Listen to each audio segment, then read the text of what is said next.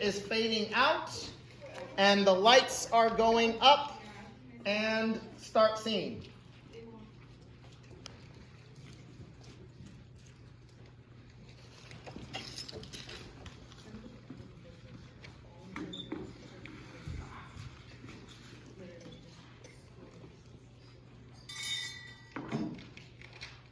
Did you and I playing, Lane? I didn't think it polite to listen, sir. I'm sorry for that, for your sake. I don't play accurately. Anyone can play accurately, but I play with wonderful expression. As far as the piano is concerned, sentiment is my forte. Careful with your feet. Don't like shuffle them so much. If you're gonna do this, you can use your upper body, but keep your feet planted. As far as the piano is concerned, sentiment is my forte. I keep a science for life. Yes. And speaking of the science of life, have you got the cucumber sandwiches cut for Lady Bracknell? Yeah. But like you can see, yes. Oh, and by the way, Lane, I saw from your book that when Lord Shorman and Mr. Worthing were dining here on Thursday night, 8 bottles of champagne are into this having been consumed. Yes, sir. 8 bottles and a pint. Why is it that at a bachelor's establishment, the servants invariably end up drinking the wine? I ask merely for information. I attribute it to the superior quality of the wine, sir. I have often observed that in married couples, the champagne is rarely a first-rate brand. Good heavens! Is marriage so demoralizing as that? I believe it is a very pleasant state. I have had very little experience of it in my day, but I have only been married once. That was a consequence of a misunderstanding between myself and the other person. I don't know, I'm much interested in your family life, Lane. No, sir. It's not a very interesting subject. I never think of it myself. Very natural, I'm sure. That will do, Lane. Thank you.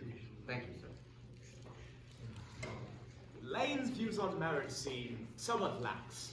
Truly, if the lower classes don't set us a good example, what on earth is the use of them? They seem, as a class, to have no sense of moral responsibility. Mr. Earnest Worthing. Greetings, Earnest. What brings you up to town? Oh, pleasure, pleasure. What else should bring one anywhere? Eating, as usual, I see, Algy. I think it's perfectly right in good society to take some refreshment at 5 o'clock. Where have you been since last Thursday? In the country. And what on earth do you do there? When one is in town, one amuses oneself.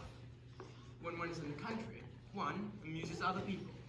see your feet there, Algernon. We gotta make sure we don't want this kind of thing. I feel like that's kind of awkward looking. So try to keep them either together or like parallel, because I just feel like this angle is kind of, keep going. It is excessively boring. And who are these people you amuse? Oh, neighbours, neighbours. Got nice neighbours in your part of Shropshire. Perfectly horrid. Never speak to one of them. How immensely you must amuse them. By the way, Shropshire is your country, is it not? Shropshire? Yes, of course. Hello. Why all these cups? Why cucumber sandwiches? Why such reckless extravagance in one so young? Who is coming to tea? Oh, merely Aunt Augusta. And Gwendolyn. How perfectly delightful. Yes, that is all very well, but I'm afraid Aunt Augusta won't quite approve of your being here. May I ask why? My dear fellow, the way you flirt with Gwendolyn is perfectly disgraceful. Almost as disgraceful as the way Gwendolyn flirts with you. I'm in love with Gwendolyn. I've come up to town expressly to propose to her. I thought you would come up for pleasure, like all that, for instance. How utterly unromantic you are. I really don't see anything romantic in proposing. It is very romantic to be in love, but there's nothing romantic in a definite proposal. Why, one may be accepted, one usually is, I believe. Then the excitement is all over. The very essence of romance is uncertainty. If I ever become married, I'll certainly try to forget the fact. I have no doubt about that, dear Algy. The divorce court was specially invented for people whose memories are so curiously constituted. Oh, there is no use speculating on that subject. Divorces are made in heaven. Please do not touch the cucumber sandwiches. They are ordered specially for Aunt Augusta. Well, you have been eating them all the time. Well, that is a perfectly different matter. She is my aunt. And here, have some bread and butter. The bread and butter is for Gwendolyn. Gwendolyn is devoted to the bread and butter.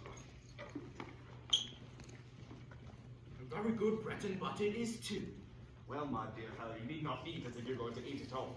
You act as though you were already married to her. You are not already married to her. I don't think you ever will be. Why on earth do you say that? Well, in the first place, girls never marry who they're flirted with. Girls don't think it right. Oh, that is nonsense.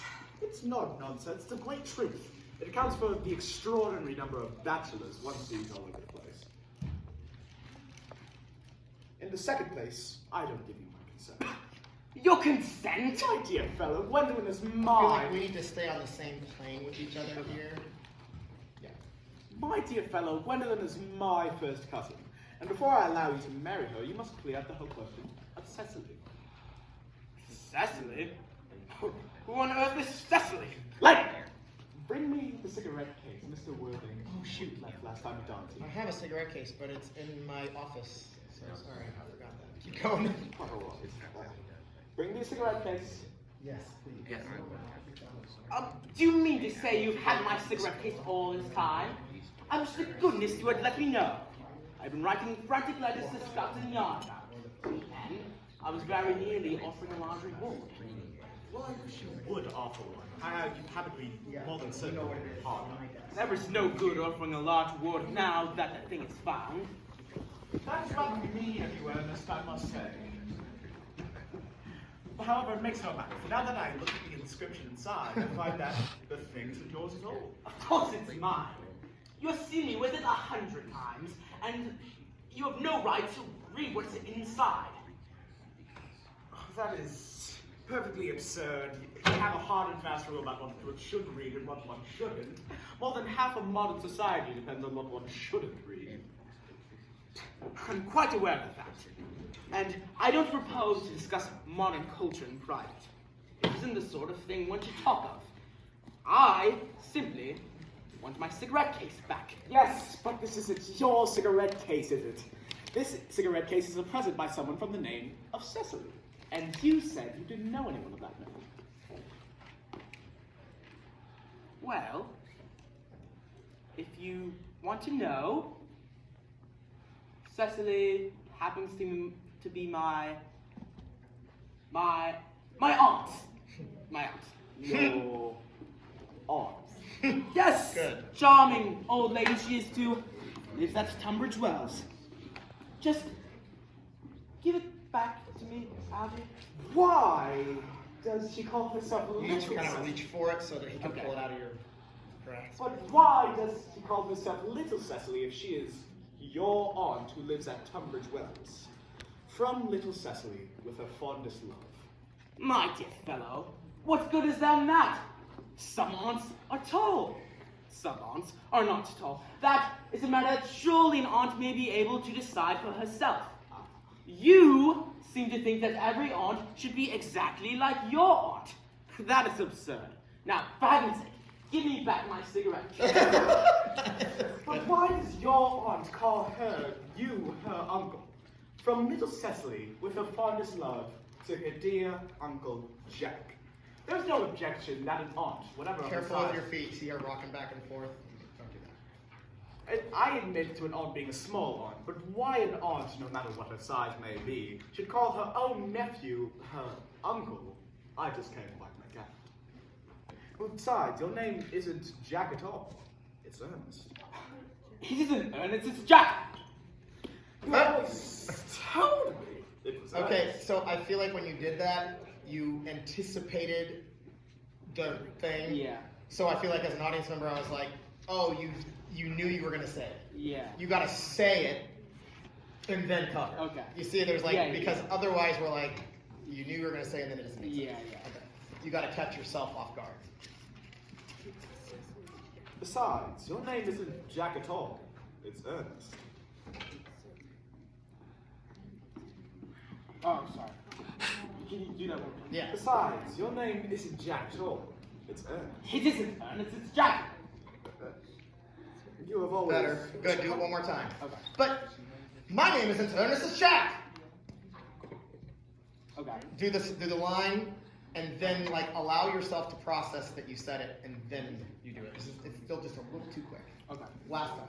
Besides, your name isn't Jack at all. It's Ernest. It isn't Ernest, it's Jack. You have always told me it was Ernest. I have introduced you to everyone as Ernest. You answer to the name of Ernest. You look as though your name were Ernest. You're possibly the most earnest-looking person I know. It is perfectly absurd to say that your name is anything but Ernest. It's on your cards. Here's one now. Mr. Ernest Worthing the Albany. I'll keep this as a proof that your name is Ernest, in case you try to deny it to me, or to Gwendolyn, or to anyone else. Well, my name is Earnest in town, and Jack in the country. And the cigarette case was given to me in the country.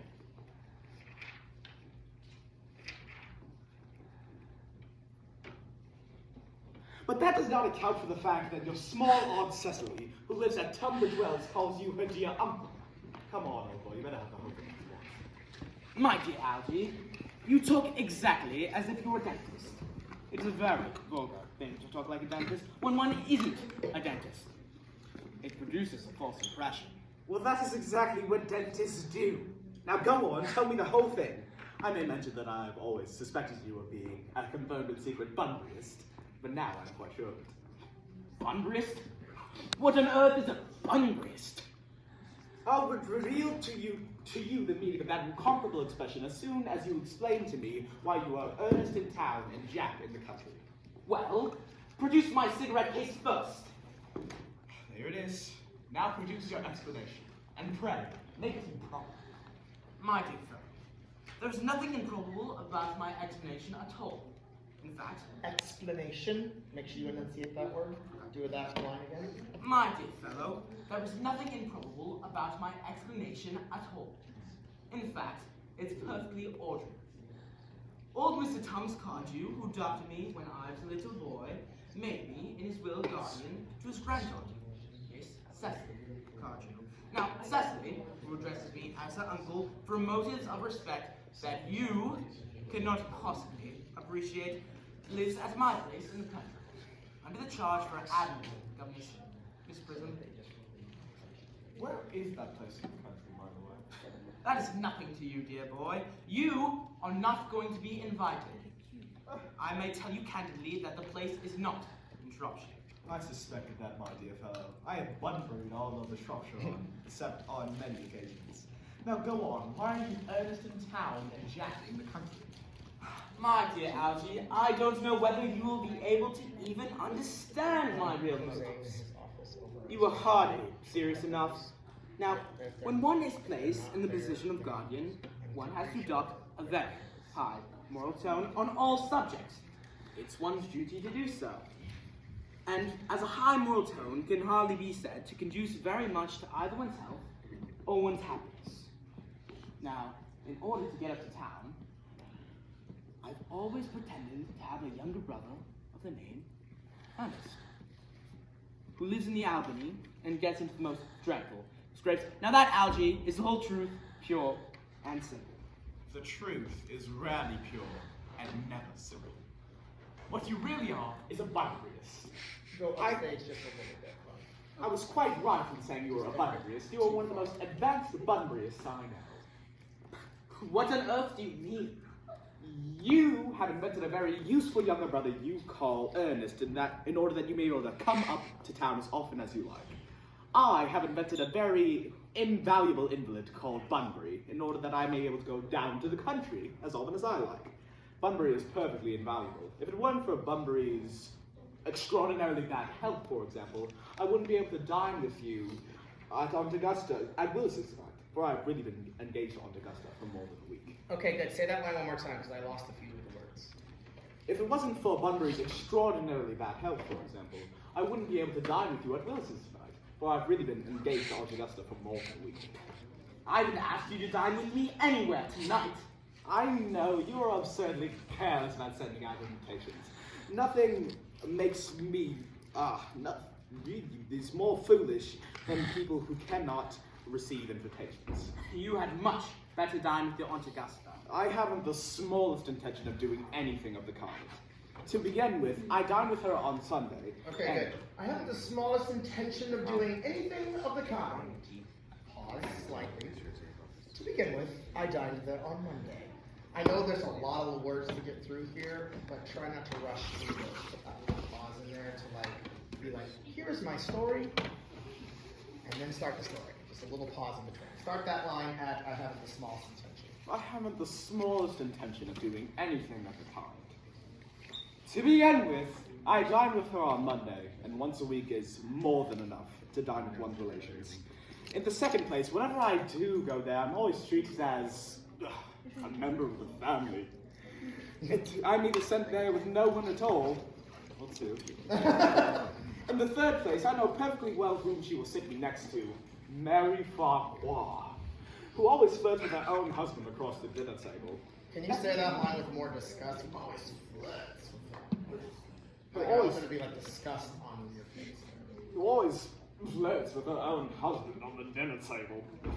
That is not very pleasant. Indeed, it's not even decent. The amount of women in London who flirt with their own husbands in public is perfectly scandalous. It looks so bad. It is simply washing one's own clean linen in public. Besides, now that I know you're a confirmed Bunburyist, I naturally want to talk to you about it. I want to tell you the rules. I'm not a Bunburyist at all. If Gwendolyn accepts me, I'm going to kill my brother. Well, I think I'd kill him in any case. Cecily is a little too much interested in him. It is rather a bore. So, I'm going to get rid of Ernest. And I strongly advise you do the same with the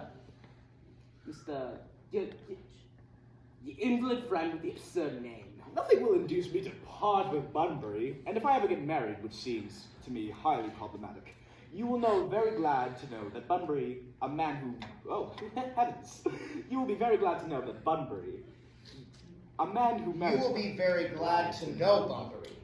You will be very glad to know Bunbury. Yeah, and that's period. And then a man who marries without knowing Bunbury is a very tedious time of it. So, like, the Bunbury is the end of that sentence. So make sure it's, you will be very glad to know Bunbury. You will be very glad to know Bunbury. A man who marries without knowing a Bunbury has a very tedious time of it. That is nonsense. If I marry a charming girl like Gwendolyn, and she's the only girl I ever saw in my life that I would marry, I certainly won't want to know Bunbury. Then your wife will. You don't seem to realize that in married life, 3 is company and 2 is none.